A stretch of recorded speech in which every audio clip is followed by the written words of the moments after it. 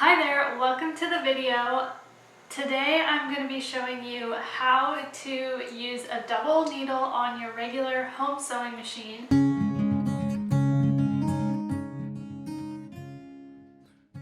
So I use double needles a whole bunch while I'm sewing clothes. I really like using my double needle especially for hemming knits.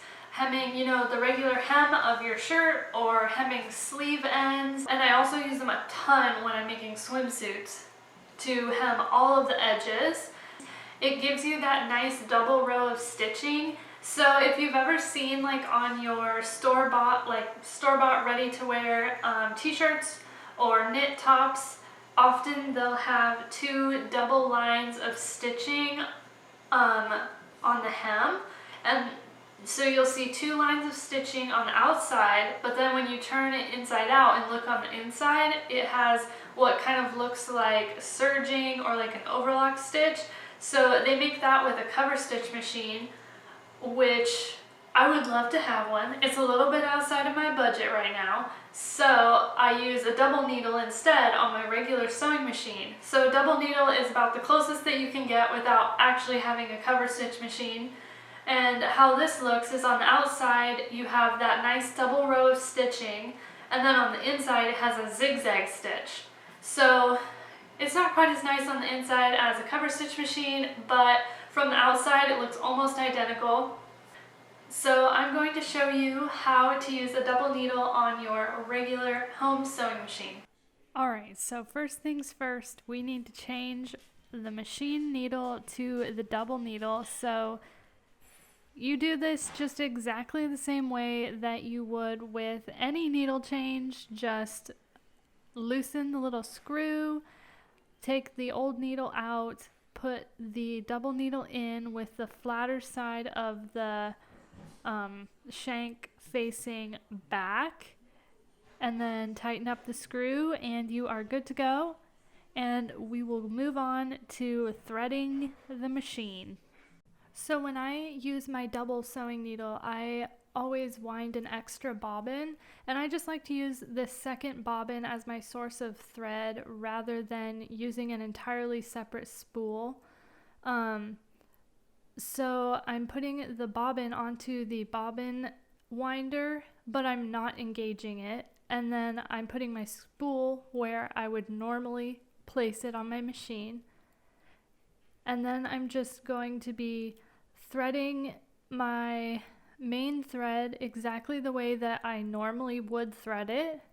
It might not be the exact same method of threading on your machine. It'll probably be pretty similar, but the main thing here is just to thread this first thread exactly like you normally would. And I'm just leaving my thread tail hanging down before putting it through the needle and actually threading the needle. So it's gone through all of the steps to thread the machine except for actually putting it through the eye of the needle to thread the needle. And now I'm going to go back and thread the bobbin thread from the bobbin that I wound and put on top of my machine. So now I'm going to thread the bobbin on top of my machine. So to thread the bobbin, I'm just literally going to thread it exactly the same way that I do with my main normal thread. So exactly like we threaded the last thread through the machine. You're just going through the exact same places. Just follow that first thread through the machine. The double needle looks kind of scary, but honestly, it's pretty easy to use. And threading it is really pretty simple. You just thread basically the two upper threads the exact same way through your machine.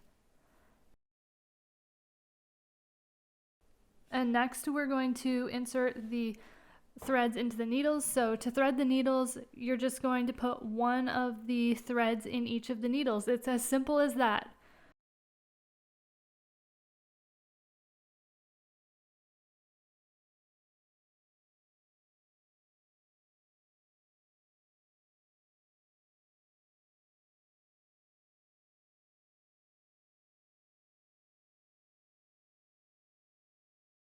And then just insert your main bobbin into the bobbin case exactly like you normally would.